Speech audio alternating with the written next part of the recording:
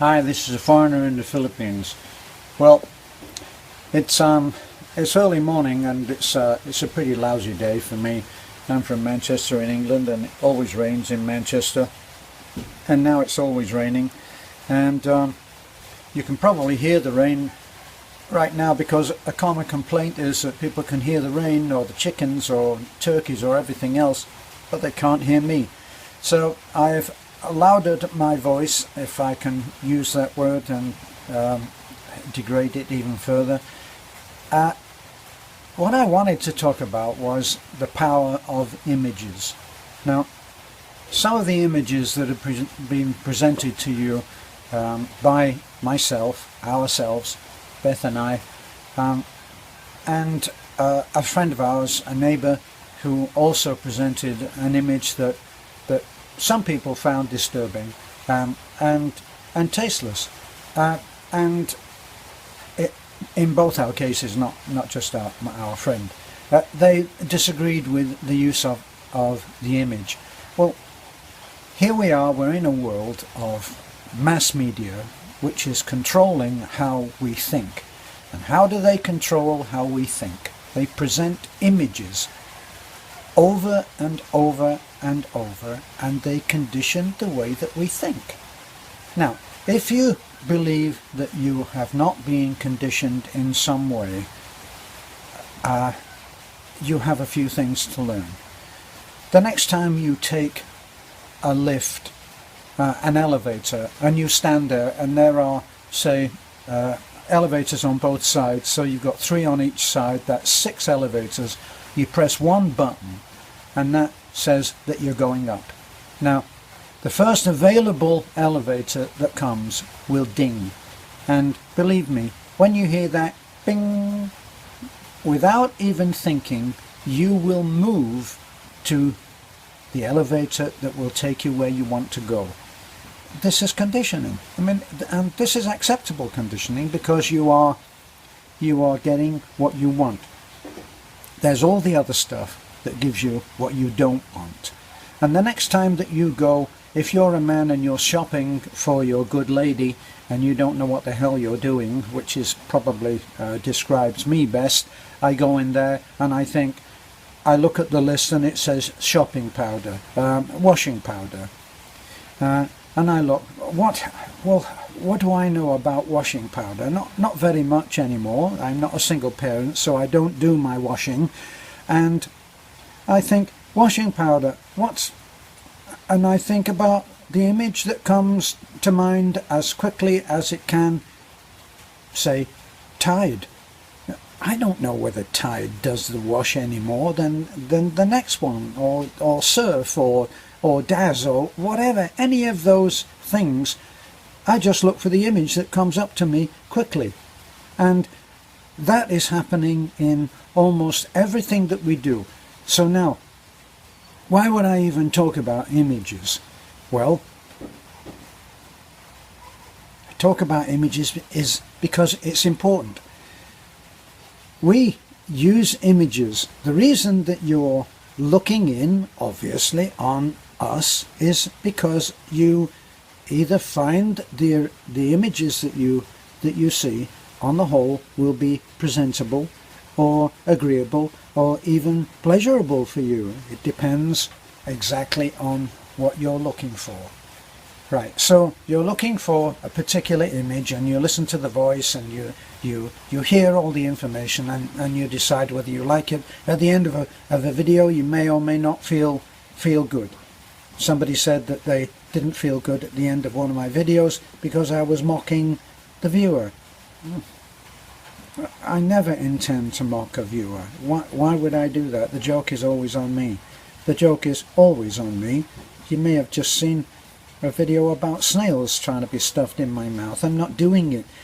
Those are images which either entertain or don't, and they are important. Now, what are some of the images that you are getting which some people may think, well, why is he doing that? Now, let me get to my point. My point is that some of the things that you see relate totally directly to something that you may have done. Whenever we get a donation, whenever we get a gift, I shouldn't use that word, whenever we get a gift, that gift is usually designated by our request to wherever the person who gifts it to us wants it to go. So that's what happens.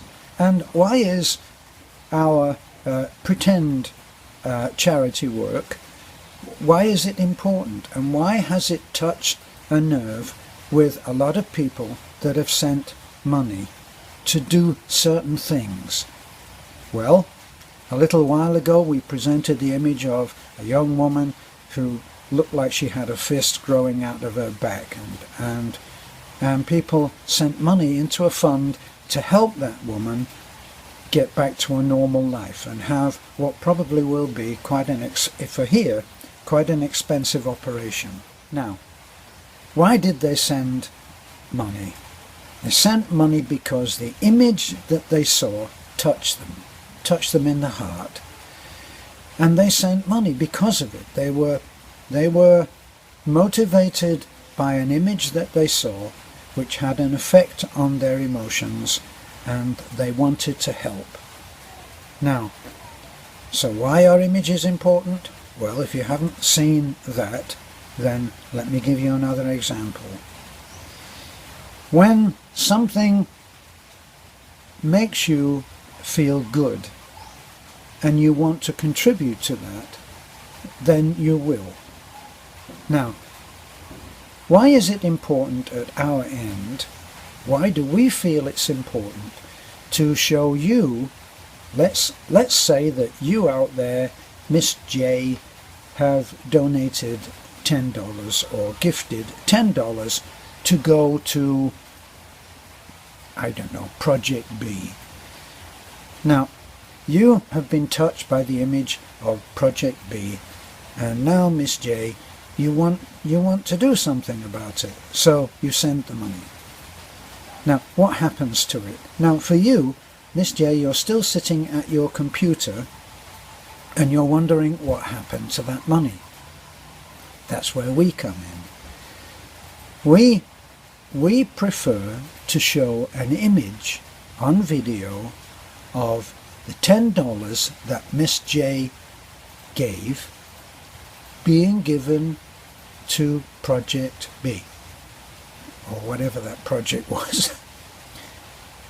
It's important because when a person says, I want this to go here, it's important to show them that their gift has gone here, which is exactly where they wanted it to go. Now, one of the downsides of contributing to all of these very worthy charities is that you give money and you don't know where it's gone. Now, this video is not about trying to get money. It's not about that. It's about why we show that the money has gone where it has. And how do we do that? Well, we show Beth handing the $10 over. Or we show me handing the $10 over. It is transparent. It's not just transparent, it's promotional. Because what it does is it promotes the idea that an act of kindness can travel across the world from one culture to another, from a relatively well-off person who can afford to give that money, or not. Maybe it's hard-earned money that they sacrifice in order to give, and they see the result of their action, of their sacrifice, of their gift, and they see it. Now, is it anything to do with me? No, I'm simply passing on the kindness, and in doing that I show, Beth and I show, that kindness is still alive. It's still alive and well. People are giving to people who they don't know and will never meet, but they know that something has happened and they see it happening. Now, one man said, well, yeah, you're great, you're the shining knight in armour, and you got your pat on the back, which is, I suppose, what you wanted. I'm not interested in the pat on the back. I'm not interested in any kind of fame. For the little that I did as a musician, I had enough of that. It's okay. I'm an old guy now. I can step back and not seek that kind of recognition. The recognition that I seek is for the idea that people around the world can connect and do things for each other. So, in other words, something that you do can have a direct effect on the life of someone, in our case, out here in the Philippines. Now, recently when it became known that my sister-in-law had TB, it's also common, it's known by people who are following our videos that she has a daughter, Talik. And this is one of the miracles of what we do, and why what I'm trying to get over in this video is relevant. A physician in Israel contacted me and said, make sure, and he made some recommendations, make sure that you do this and that and so on, and make sure that you get Talik tested for tuberculosis, but make sure that it's not done until Lena is definitely diagnosed, and we're not going to know that until Friday. Now, did it take that man long to do that doctor, Eli?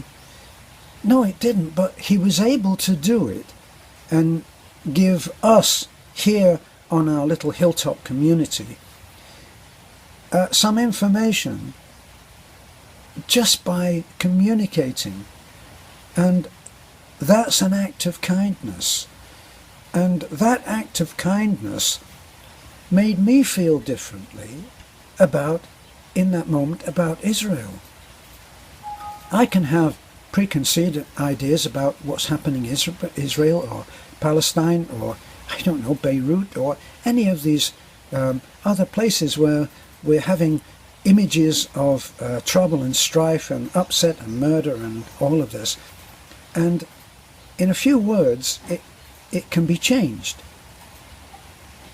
That's the point of you seeing what we do. That's why the videos that we make of what happens is not to do with us. It's not me. It's not me that does this work. I don't knock a nail in. Pastor Timio deserves all the recognition for that. Do you think he's interested? He doesn't care about being acknowledged by anyone other than the person that he hands over a house to when he blesses it, which he did yesterday, and which you'll see the video for. Why do you see the video? Well, we got into it. So, the next time that you see an act of kindness being broadcast, being published, being shown, having a video made about it, it's not about the person handing over. It's about showing that an act of kindness can travel across the world. Because, believe me, there are so many things that may be important to others that are just not important to me. I don't care. Whatever anybody may think, I don't care about the money. I believe that we are connected in an indefinable way by God, by the divine, by the universe, by Mother Earth. Choose your own way of doing it, but we're connected. And it really makes a difference when you do something for someone else. Now, a man, John in Nova Scotia, he likes to be known as John in Nova Scotia, today when we opened our phones to looking at messages, he had sent 2,600 and something pesos, and he said, "Terence, I haven't been keeping up on your videos, so I don't know what's happening. Use this as you see fit." So there's the freedom to do what we want with that money. Now, coincidentally, last night we loaded a sick child into the back of our truck and we took him to the hospital with his dad, Manorado. And his dad, Manorado, is a simple worker, a rice worker, a man of little means, and he has very little, nothing compared to most people. We were able to give him 2,000 last night on the spot, which of course we met ourselves. No big deal, it's only money. And then today, John from Nova Scotia sends 2,600. We're all connected, and we are all joined. Wherever you tend to think of that, however you tend to think of it, that money came in at exactly the right time for us to have the freedom to choose to give it to Manorado. And so there's a man, he is sitting at his bedside, and I'm giving you an image now that may touch you. He's watching his disabled son struggle through an almost comatose condition, which they haven't been able to explain so far. And we're able to help. And is the money any good to me? No. I'm okay. I just had my morning coffee. I was able to say no to snails that my wife had cooked up. Had a toasted ham sandwich, and life is good. Got my cat on my shoulder making a nuisance of herself. I don't need anything right now. Nothing at all. I am warm, dry, I'm looking out on the rain, and I'm exactly where I should be. So, we're not giving Manorado anything. We're passing on a gift that was sent from John in Nova Scotia. Tell me now that we're not connected. I don't believe it. And that's what images are all about, is to help us to connect. The bad side is that it will make us choose Tide when we don't know anything about washing powder, or a particular kind of shampoo for our hair, when probably using ordinary soap might be just good enough. But the images can also be used for good, and that's our mission here. If we're showing you images which make you laugh, then that's our mission too. If we show you images which, perhaps induce a tear, that's also our images, because people they love to have their emotions